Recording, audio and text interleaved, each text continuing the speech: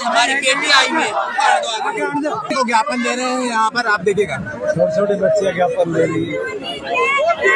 चिरंजीवी राव के साथ अन्य कांग्रेस के नेतागण भी यहाँ पर मौजूद हैं। आप देखिएगा इस प्रकार से जो एसडीएम ने यहाँ पर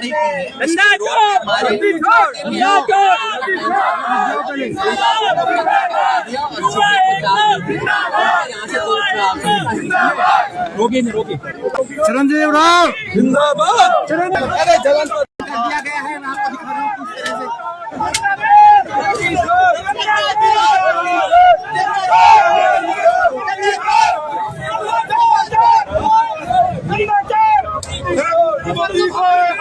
प्रोटेस्ट पूरा देखिए, आपने जिस प्रकार से देखा है कि 20 तारीख को जिस बर्बरता के साथ हमारे युवाओं के ऊपर, हमारी बहन बेटियों के ऊपर लाठियां बरसाई गई, उसके विरोध के अंदर कांग्रेस पार्टी पूरे देश भर के अंदर विरोध प्रदर्शन कर रही है। आज हम लोगों ने महामहिम राष्ट्रपति को हमारे उपायुक्त महोदय के माध्यम से उनको ज्ञापन सौंपने का काम किया है। उनसे हमने मांग करी है कि तुरंत प्रभाव से धर्मेंद्र प्रधान अपने पद से इस्तीफा देने का काम करे।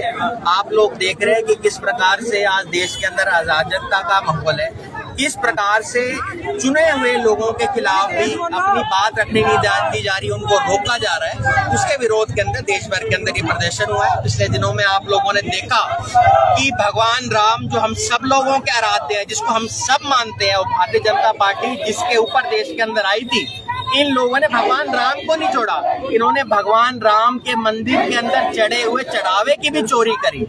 जो भगवान राम के नहीं है वो किसके होंगे? अभी बद्रीनाथ में भी आप लोगों ने देखा, बद्रीनाथ में भी इन लोगों ने चोरी करने की काम किया, और देखो वैष्णो देवी के अंदर भी चोरी करने का काम किया। और आप देखिए कि चुने हुए प्रतिनिधियों के ऊपर भी लाठियां बरसाई जा रही है। इस प्रकार से पुलिस वालों ने हमारी बहन बेटियों पर लाठियां बरसाई।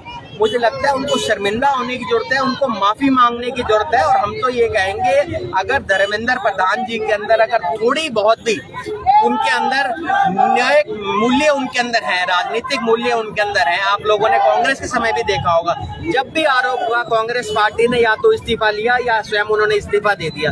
उसके बावजूद भी उनकी इस्तीफा ना देना ये बताता है कि उनको लोगों से कोई सरोकार नहीं। और हजारों की जनता में आज रेवाड़ी में निकल के आई है, और ये पहला प्रदर्शन नहीं है। कल भी रेवाड़ी के अंदर प्रदर्शन हुआ, कल भी आने वाले कल के अंदर ही प्रदर्शन होगा। तो हर लोग, आम लोग निकल के आ रहे हैं। तो मुझे लगता है धर्मेंद्र प्रधान जी अभी भी समझ जाए, चंदा चोर लोगों को अपनी गद्दी छोड़ने का काम करना चाहिए। जो पिछले दिनों में नीट का पेपर लीक हुआ, हमारे 20 से ज्यादा बच्चों ने आत्महत्या करी, उसके बाद भी इन लोगों को जागने का काम नहीं किया।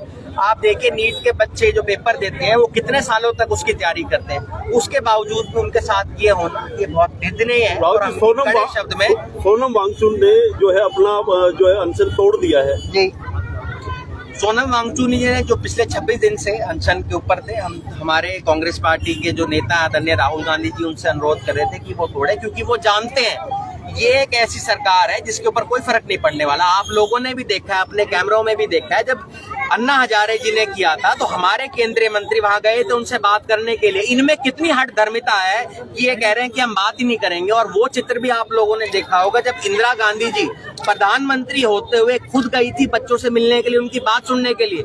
ये कैसे प्रधानमंत्री हैं? कल हंस रहे थे अपनी बात रखते हुए, और अभी भी नहीं कह रहे कि धर्मेंद्र प्रधान इस्तीफा देगा। सरकार कह रही है फास्ट ट्रैक कोर्ट प्रधानमंत्री ने बना दिया है कि विपक्ष जो है लगातार इस पर राजनीति कर रहा है, भड़का रहा है, माहौल को गरमा रहा है। आप मुझे एक बात बताइए कि जिस मंत्री के कार्यकाल के अंदर इतने पेपर लीक हो गए, ऐसी क्या हट धर्मिता है कि उसी मंत्री को रखना है?